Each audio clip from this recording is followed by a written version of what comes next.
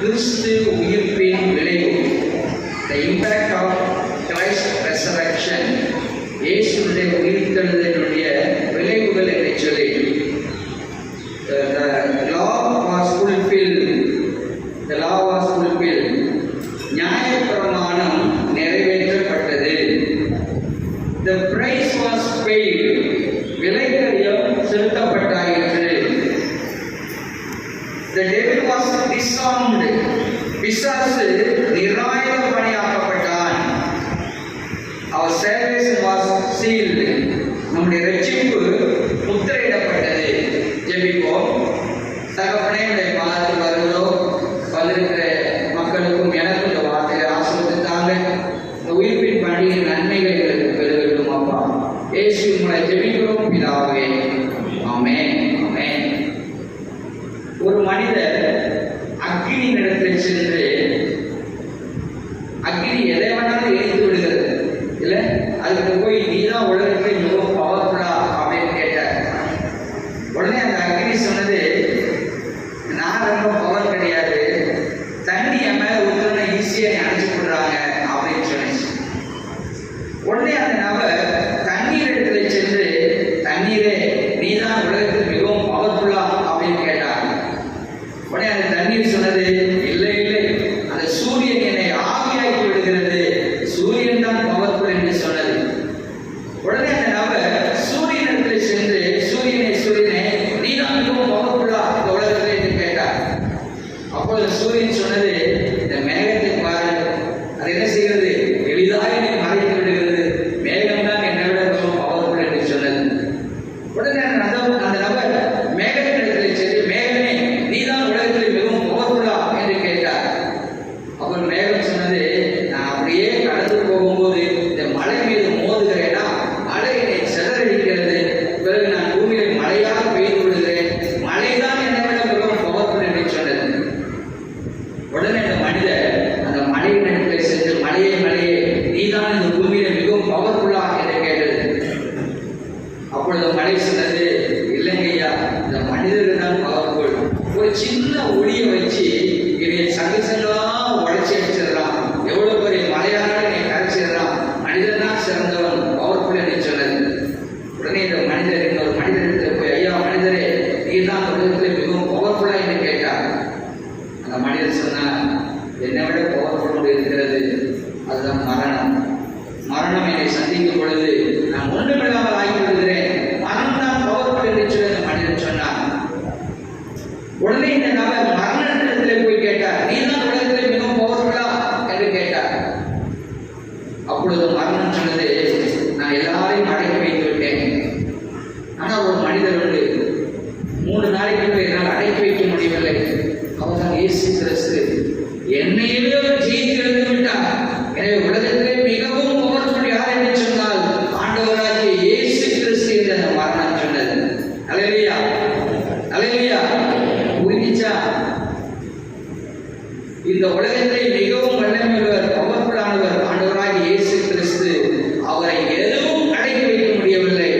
அந்த பவர்ஃபுல்லான அந்த இயேசு எனக்குள்ளே இருக்கும் பொழுது, எனக்குள்ளே நான் அழைக்கும் பொழுது, அவரை எனக்குள் வைக்கும் பொழுது, I am also become a powerful.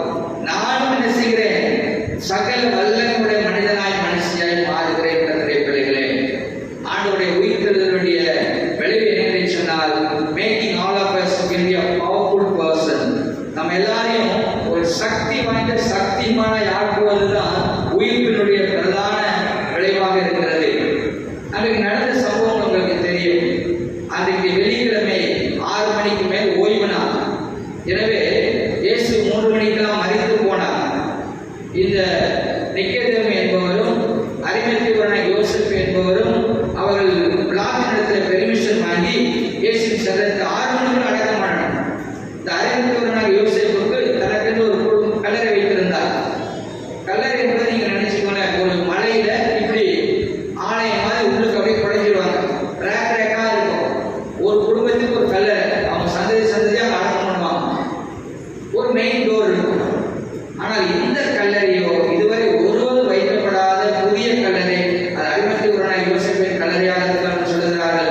அதிலே அவர் அடக்கம் பண்ணப்பட்டார்.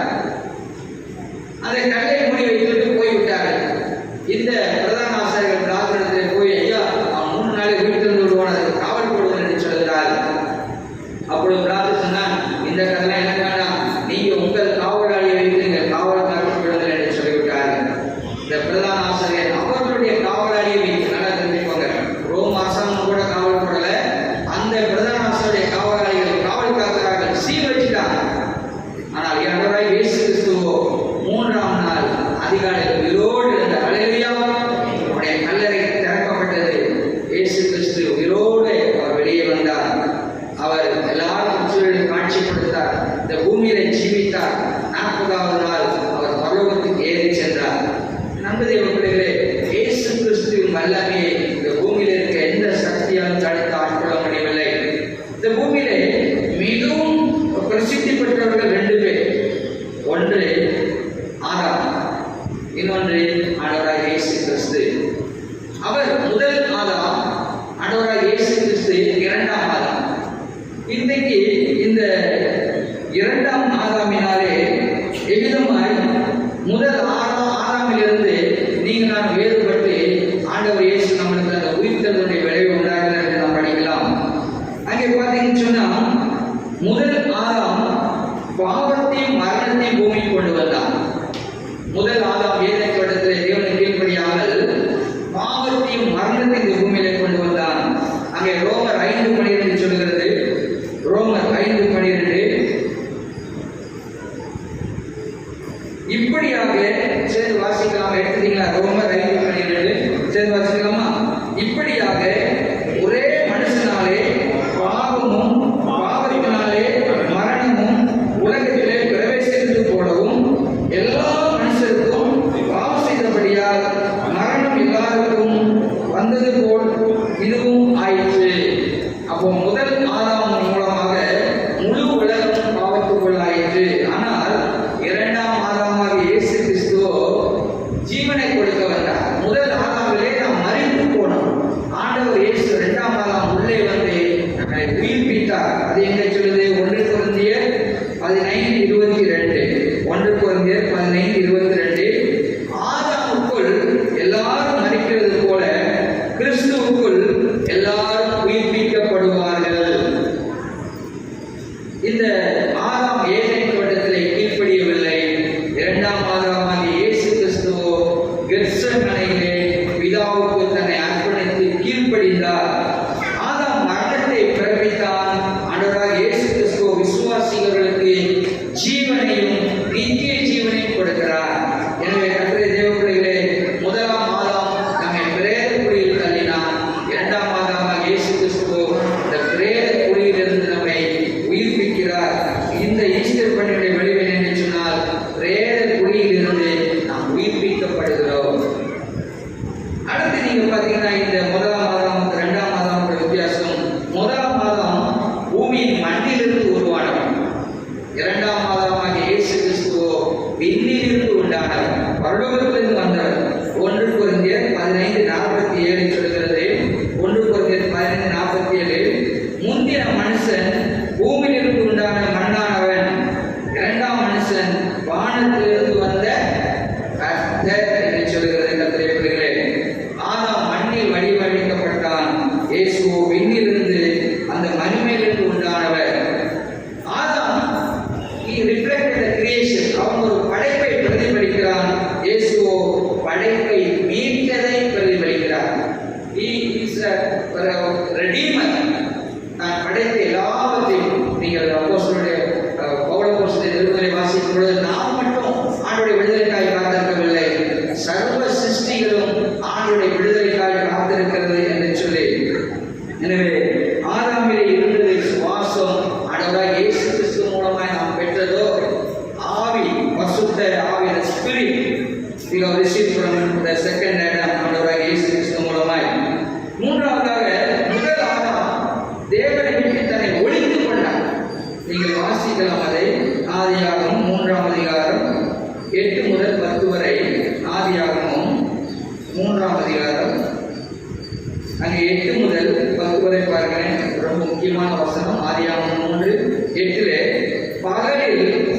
குளிர்ச்சியான வேளையிலே தோட்டத்தை உலாவுகிற தேவனாய் கர்த்தருடைய சத்தத்தை அவர்கள் கேட்டார்கள். அப்பொழுது ஆதாம் அவன் மனைவியும் தேவனாய் கர்த்தருடைய சந்நிதிக்கு விலகி தோட்டத்தின் விருட்சங்களுக்குள்ளே ஒளித்துக் கொண்டார்கள். அப்பொழுது தேவனாய் கர்த்தர் ஆதாமை கூப்பிட்டு, நீ எங்கே இருக்கிறாய் என்றார். அதற்கு அவன், நான் தேவனுடைய சத்தத்தை தோட்டத்திலே கேட்டு நான் நிர்வாணியா இருப்பதினால் பயந்து ஒளித்துக் கொண்டேன் என்றான். முதலாம் ஆதாம் பாவத்தின் நிமித்தமாய் தன்னை ஒளித்துக் கொண்டான். இரண்டாம் ஆதாமாக இயேசு கிறிஸ்து நம்மை தேவனை கூட்டி வந்து விட்டார். நீ ஏன் ஒளிச்சு கிடக்கிற, நீ வா, உன்னை நான் மீட்டுக் கொண்டேன் என்று சொல்லி ஆதாம் ஒளித்துக் கொண்டான். இரண்டாம் ஆதாமாக இயேசு கிறிஸ்துவோ நம்மை தேவனை சேர்த்தார். அது எங்கே இருக்கிறது? 1 பேதுரு 3:18 இருக்கிறது. 1 பேதுரு 3:18. ஏனெனில் கிறிஸ்து நம்மை தேவனிடத்தில் சேர்க்கும்படி அநீதி உள்ளவருக்கு பதிலாக நீதி உள்ளவராய் பாவங்கள் நிமித்தம் ஒரு தரம் பாடுபட்டார். அவர் மாம்சத்திலே கொலையுண்டு ஆவியிலே உயிர்ப்பிக்கப்பட்டார். என்ன சொல்கிறது? ஏனெனில் கிறிஸ்து நம்மை தேவனிடத்தில் சேர்க்கும்படி. அங்கே ஆதாம் ஒளித்துக் கொண்டான். இயேசுவாகிய ஆதாமோ நம்மை தேவனிடத்தில் சேர்க்கும்படியாக இந்த பூமியில் வந்தார். ஆதாமுடைய பாவம் அவன் நிர்வாணி, அவன் வெட்கத்துக்குள் ஆக்கியது கர்த்தருடைய பிள்ளைகளே. ஆனால் இயேசு கிறிஸ்துவுடைய தியாகமோ கிருபையால் நம்மை நிலைநிறுத்தி செய்கிறது. அடுத்து ஆதாம் தேவ சத்தத்திற்கு விலகி ஓடினான். ஆனால் இயேசுவோ கடவுளை நோக்கி ஓடினார். இதாவே மகிமை சொல்லி அவர் கடவுளை நோக்கி ஓடினார். இரண்டாம் ஆதாம் இயேசு கிறிஸ்து. ஆதாம் நம்மை தப்பி ஓடியவர்களாக குற்றவாளிகளாக அவன் மாற்றினான். ஆண்டவராய் இயேசு கிறிஸ்து நம்மை குடும்ப உறுப்பினராய் மாற்றினார். விதமாக ஆங்கிலத்தில் ஃபிகேட்டிவ் இருந்துச்சுன்னா இந்த குற்றவாளி புரிஞ்சு ஓடிடும். Jesus made us family members.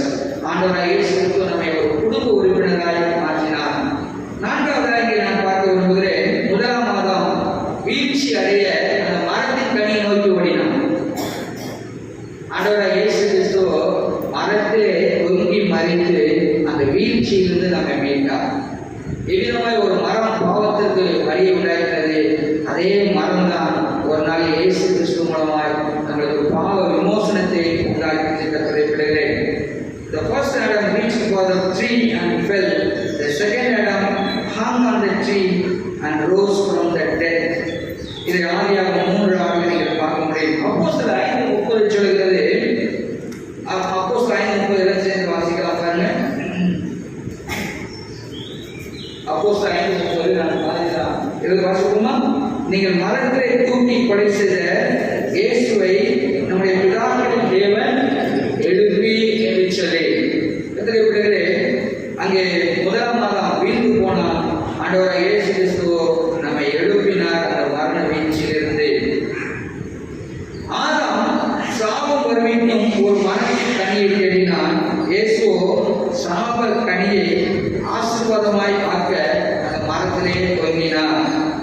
ஆதாமின் பாவம் சாபத்தால் இந்த பூமியிலே ஆண்டவர் முல்லை பிறப்பிக்க வேண்டியதாயிற்று. முல்லை பிறப்பிக்க ஆண்டவர் சாபம் கொடுக்க வேண்டியதாயிற்று. ஆண்டவராக இயேசு கிறிஸ்து அந்த முல்லை தரித்தவராய் சாபத்தை ஆசீர்வாதமாய் மாற்றினார். எனவே முதல் ஆதாமின் மரம் கடவுளை போல மாறுவதற்கான முயற்சி. அவன் கடவுளை மாதிரி மாறணும்னு போய் அந்த மரத்தை அவன் அணுகுகிறான். இரண்டாம் ஆதாமாக இயேசு கிறிஸ்துவோ அவர் மனிதனாய், கடவுள் மனிதனாய் மாறினார். புரியுது நினைக்கிறேன்.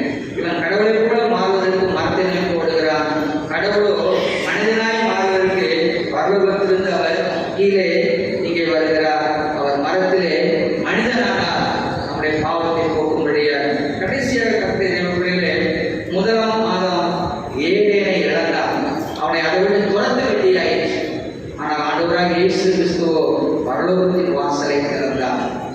அதுதான் உயிர்த்தெழுந்த பண்டிகையினுடைய பிரதான விளைவாக இருக்கிறது. ஆண்டவர் அங்கே மனுக்குலம் முழுவதும் ரட்சிக்கப்படும்படியாக நானே வழி சத்தியம் ஜீவன் என்று சொல்லி நான் மறித்தேன் ஆனாலும் சதாகாலம் ஜீவிக்கிறேன் என்று சொல்லி பரலோகத்தின் வாசலை அவர் திறந்தார். அதை நீங்கள் ஆதியாகமம் 3:23 நீங்கள் பார்க்கலாம். ஆதாம் துரத்தி அடிக்கப்பட்டதை லூக்கா 23:43 நம்ம செய்தி கேட்டோம். இயேசு அவளை நோக்கி இன்றைக்கு நீ என்னுடனே கூட பரதேசியில் இருப்பாய் என்று மெய்யாகவே உனக்கு சொல்லுகிறேன் என்று சொல்லி இயேசு பரலோகத்தின் வாசலை அங்கே திறக்கிறதை பார்க்கிறோம். அங்கே ஆதாம் ஏதேனுடைய துரத்தப்பட்டான். இயேசுவோ கல்லனை பரதேசிக்கு அழைத்து செல்கிறார். ஆதாம் கடவுளிடம் செல்வது உறவாடுவது தடைப்பட்டது ஆதாமின் பாவத்தின் நிமித்தமாய்.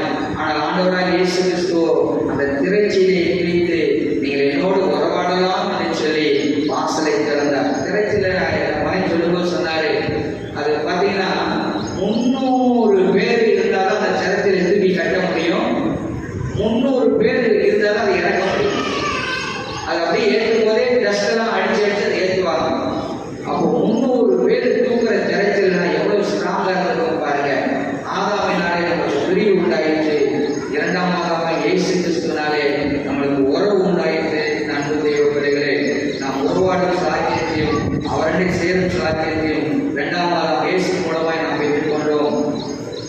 இந்த ஆதாம் பாவத்தின் முகமாய் பரலோக வழியை அடைத்தான். இரண்டாம் ஆதாமாக இயேசு கிறிஸ்துவ பரலோக வாசலை விரிவாகி திறந்தார், மிகவும் விசாலமாய் அவர் திறந்தார். ஒரு கீழ்ப்படியாமை இந்த உலகத்துக்கு பெரிய அறிவை கொண்டு வந்தது. இயேசு கிறிஸ்துவின் ஒரு கீழ்ப்படிதல் இந்த பூமிக்கு பெரிய ரட்சிப்பை கொண்டு வந்தது. பாவத்துக்கு அந்த விமோசனம் ஏற்படுத்தப்பட்டது. இந்த ஆதாம் முதலாம் ஆதாம் தப்ப முடியாத பெரிய சாபத்தை கொண்டு வந்தான். இரண்டாம் ஆதாமாக இயேசுவோ நமக்காக சாபமாகி நம்மை சாபத்திலிருந்து விடுவித்தார். எனவே இந்த உயிர்த்தெழுந்த நாளிலே ஆண்டவருடைய ஆசீர்வாதத்தை இந்த இரண்டாம் ஆதாமாக இயேசு நம்ம கொண்டு வந்தார். அவரை அந்த கல் இருந்தால் அவரால் வெளியே வர முடியும். ஆனால் அந்த கல் புரட்டி தள்ளப்படுது. ஏன்னு சொன்னால் நம்மளுக்கு கிடையாது இருக்கிற எல்லாவற்றையும் கர்த்தர் மாற்ற விரும்புகிறார். இந்த உயிர்த்தெழுந்த பண்டிகை நாளில் வந்திருக்கிறீங்க, உங்களுடைய சமாதானத்துக்கு எது தடையா இருக்கு, உங்களுடைய ஆசீர்வாதத்துக்கு எது தடையா இருக்கு, உங்களுடைய நன்மைகளை தடுக்கிறது எதுவா இருக்கிறது, கர்த்தர் எப்படி what you cannot remove it, there's a God to remove it. உங்களால் முடியாத செய்யறதுதான் அதை ஈஸ்வரர். அந்த கல்லை யார் புரட்டுவா அப்படின்னு ஸ்திரீகள் பேசிட்டு போறாங்க. அந்த கல்லை ஏற்கனவே ஆண்டவர் அங்கே அகற்றி இருந்தார். உங்கள் வாழ்க்கை உயிர்த்தெழுந்த ஆண்டவர் ஒரு ஆசீர்வாதத்துக்கு தடையாக இருக்கிற காரியத்தை இந்த காலை வேளையிலே அகற்ற விரும்புகிறார். இந்த உயிர்த்த ஆண்டவரை தொழுது கொள்ளுங்கள். உங்கள் ஆசீர்வாதத்துக்கு தடையாய், சந்தோஷத்துக்கு தடையாய் இருக்கிறவரை கர்த்தர் அகற்றி நீங்கள் செய்வதை நீங்க செய்யுங்க. அவர் செய்ய வேண்டியது அவர் வாழ்க்கை செய்வார். தந்தை பிள்ளைகளே, இந்த உயிர்த்த ஆண்டவர் சும்மா அப்படியே இருந்துட்டு போகல. தன்னுடைய சீடர்களுக்கு இருந்த இழந்து போன நம்பிக்கை எல்லாவற்றையும் உயிர்ப்பிக்கிறார், பயத்தை போக்குகிறார். ஏதோ இயேசு மறுத்து அப்படியே முடிந்து போனார் என்று சீடர்கள் பயந்து கொண்டு ஒழிஞ்சிருக்கிறாங்க. அவர்களை சந்தித்து உதாரணத்துக்கு பேரு மறுதளித்தனே சொல்லி அவர் ஒருவேளை ஆவிலே ஓய்ந்து போயிருக்கிறார். தோமா சந்தேகத்தில் ஓய்ந்து போயிருக்கிறார். தனிப்பட்ட முறையில் அவரை சந்தித்து ஆண்டவர் இயேசு மீண்டுமாய் அவரை உயிர்ப்பித்தார், உற்சாகப்படுத்தினார், தன்னுடைய காரியத்தை அவர் மூலமாய் நிறைவேற்றினார். இன்னைக்கு ஒருவேளை நீங்க ஐயோ நான் இவ்வளவு பெரிய பாவத்தை செய்தேனே, இவ்வளவு துஷ்டனா இருக்கிறேனே, இவ்வளவு தூரம் போனேனே என்று நாம் நினைத்திருக்கலாம். இந்த உயிர்த்தெழுந்த பண்டிகை நாளிலே you have a personal encounter with the Lord and you will be also redeemed. இந்த உயிர்த்தெழுந்த ஆண்டவரோடு ஒரு தனிப்பட்ட உறவிலை போல் நீங்கள் பேசினால் ஆண்டவர் உங்களுடைய மரணத்திலிருந்து ஒருவேளை நீங்கள் எது செய்தேன் என்று நீங்கள் தவித்துக் கொண்டிருக்கிறீர்களோ அதிலிருந்து ஆண்டவராக இயேசு கிறிஸ்து நாளிலே உங்களை உயிர்ப்பிக்கிறவராக இருக்கிறார்கள். தேவைப்படுகிறே இந்த உயிர்த்த ஆண்டவர் சீடர்களுக்கும் ஸ்திரீகளுக்கும் ஒரு புதிய நம்பிக்கையை கொடுத்தார். ஏனென்றால் இயேசுவை நம்பி அவர் நம்பிக்கை இழந்திருந்தார்கள். இந்த உயிர்த்த இயேசுவை சந்தித்த பின்பு அவர்கள் ஒரு புதிய நம்பிக்கை மறைந்தே ஆனால் சதாகாலம் ஜீவிக்கிறேன் ஒரு புதிய நம்பிக்கை ஆண்டவர் அவன் கூட இருக்கிறேன், நீங்க போங்க எல்லாரும் இந்த நச்சரியை சொல்லுங்க என்று சொல்லி ஆண்டவர் அசுரன்ஸ் கொடுக்கிறார். உலகத்தின் முடிவு பரியந்தம் சகல நாட்களிலும் நான் உங்களுடனே கூட இருக்கிறது வாக்கு கொடுத்திருக்கிறார். அன்பு தெய்வ பிள்ளைகளே, முதலாக பாவத்தை சாபத்தை பூமி கொண்டு வந்தான். இயேசுவோ ஜீவனை கொண்டு வந்தார். முதலாக மண்ணில் உருவானவர், இரண்டாவதாக இயேசுவோ விண்ணிலிருந்து உருவானவர். முதலாம் தேவனை விட்டு ஒளிந்து கொண்டார். இரண்டாவதாக இயேசுவோ தேவனே நம்மை கூட்டி சேர்க்கிறார். முதல் ஆதாம் மரத்தினாலே வீழ்ச்சி அடைந்தார். இரண்டாம் ஆதாம் இயேசு கிறிஸ்து மரத்திலே நமக்காய் சாபமாகி நம்மை மீட்டெடுத்தார். முதல் ஆதாம் ஏதேனை இழந்தான். இரண்டாம் ஆதாமாக இயேசு கிறிஸ்து நாளை நாம் சிந்தித்து பார்ப்போம். The most powerful person in the earth. மேலே வானத்தின் கீழே பூமியிலும் மிகவும் வல்லமை உள்ளவர் ஆண்டவராக இயேசு கிறிஸ்து. அந்த பவர்ஃபுல்லான தெய்வம் எனக்கு வரும் பொழுது I also become a powerful person. நீங்களும் ஒரு வல்லமை உள்ள பராக்கிரமசாலியாய் மாறுகிறீர்கள். கத்திரிப்படைகளே, இந்த காலங்களில் உங்களுடைய எல்லா தடைகளையும் மாற்ற, உங்கள் ஆவியை உயிர்ப்பிக்க, உங்களோடு என்கவுண்டர் பண்ணுவதற்கு இயேசு வந்திருக்கிறார். இயேசுவே, என்னை தொடுமப்பா, என்னை அணைத்துக் கொள்ளும். நான் வீட்டுக்கு போனேன், இப்பொழுதோ 2ஆம் மாதம் இயேசு கிறிஸ்து எனக்குள்ளே வாருங்கள் என்று சொல்லுவோம். இந்த ஞானஸ்தானம் அதைத்தான் செய்கிறது. தண்ணீருக்குள் நாம் மூழ்கும் பொழுது பழைய ஆதாம் அடக்கம் செய்யப்படுகிறான். மேலே எழும்பும் பொழுது 2ஆம் மாதமாக இயேசு கிறிஸ்து எனக்குள்ளே ஜீவிக்க ஆரம்பிக்கிறார். இன்னொருவேளை நீங்கள் யாராவது 2ஆம் மாதம் இந்த பவர்ஃபுல் பர்சன் உங்களுக்குள்ளே இல்லைன்னா நீங்கள் நான் ஒரு மரித்த சரீரமாக இருப்போம். கத்திரை பிள்ளைகளே, பேதுரு அப்படித்தான். அதிலிருந்து பின்பு ஒரு மரித்த சரீரமாய் அடைகிறார். இயேசுவோ, பேதுருவே, நீர் என்னை அன்பாக இருக்கிறாய். யோவான் 21 வாசிக்கிறோம். Peter was convicted. அவன் தன் தவறை உணர்றான். ஆண்டவரே, ஐ லவ் யூ என்று சொல்கிறான். நான் நேசிக்கிறேன் அப்பா என்று சொல்கிறான். அது 3 முறை அறிக்கை செய்கிறான். 3 முறை சொன்னால் என்ன அர்த்தம்? You cannot revoke your confession. உன்னுடைய அந்த அர்ப்பணிப்பை நீ உடைக்கவே முடியாது. அதான் கல்யாணத்தில் கூட என்ன பண்ணாங்க, 30 போடுறாங்க. ஏன்னா இது சொன்னால் பிரேக் ஒர்க் சொல்லு. ஏசு இந்த காலங்களிலே உங்களோட என்னோட உடன்படிக்கை பண்ண விரும்புகிறாங்க. இன்னொரு ஈஸ்டர் பண்டிகை நமக்கு கிடைக்குமா தெரியாது. இன்னும் இயேசு உங்களிடத்தில் அந்த பவர்ஃபுல் பிரைஸ் உங்களுக்கு இல்லை என்று சொன்னால் இப்பொழுது அடையுங்கள். நம்மளோடு கூட சென்று ஜெபிக்கிறேன். கண்கள் மூடி ஜெபிக்கலாம். தகப்பனே, இந்த நாளுக்காக கிருபைக்காக நன்றி செலுத்த வரும் அப்பா. இன்னொரு உயிர் தெளிந்த பண்டிகை நாளை கொண்டாடுகளுக்கு உதவி செய்து உடைய இறக்கம் கிருபை எங்கள் மீது இருக்கிறதப்பா. உடைய சீடர்களை மட்டும் நீர் சந்தித்து ஆதரப்படுத்தவில்லை, அநேகருக்கு நீ காட்சிப்படுத்தி நீ உயிருள்ளவர் என்று அனைவரை நீ ஸ்தாபித்து அனைவரை ஜனங்களை கண்டார்கள். அவர்களோடு உறவாடி நீ உயிர்ப்பிக்கிற ஆவிகளை ஆதாமின் மூலமாக இழந்த எல்லாவற்றையும் பெற்றுக்கொள்ள செய்கிறாப்பா. நீங்க தான் மிகவும் வல்லமையுள்ள தெய்வமாக தேவன். இந்த காலங்களில் யார் இயேசு எனக்கு வேண்டும், எனக்குள் வாரும் என்று அழைக்கிறார்களோ அந்த வல்லமை பராக்கிரமம் அந்த தெய்வ பிள்ளைகள் வாழ்க்கையில் விளங்க நாங்கள் செவிக்கிறோம். ஆண்டவரே, பிள்ளைகள் வாழ்க்கை உயிர்ப்பியும் அப்பா, உயிர்ப்பு அந்த வல்லமையான பிள்ளைகளை நிரப்பும். ஆண்டவரை எல்லா கல்லை கொடுத்த தடைகளை மாற்றும். ஒரு புதிய நம்பிக்கையோடு பிள்ளைகள் செல்வார்களாக. இயேசுனோடு கூட இருக்கிறார், நான் ஜெயிப்பேன். இயேசுனோடு கூட இருக்கிறார், இந்த உலகத்தின் காரியங்களை மேற்கொள்ள முடியாது. இயேசுனோடு கூட இருக்கிறார். இயேசு எனக்காக எல்லாரும் செய்து முடித்திருக்கிறார். I receive it with faith.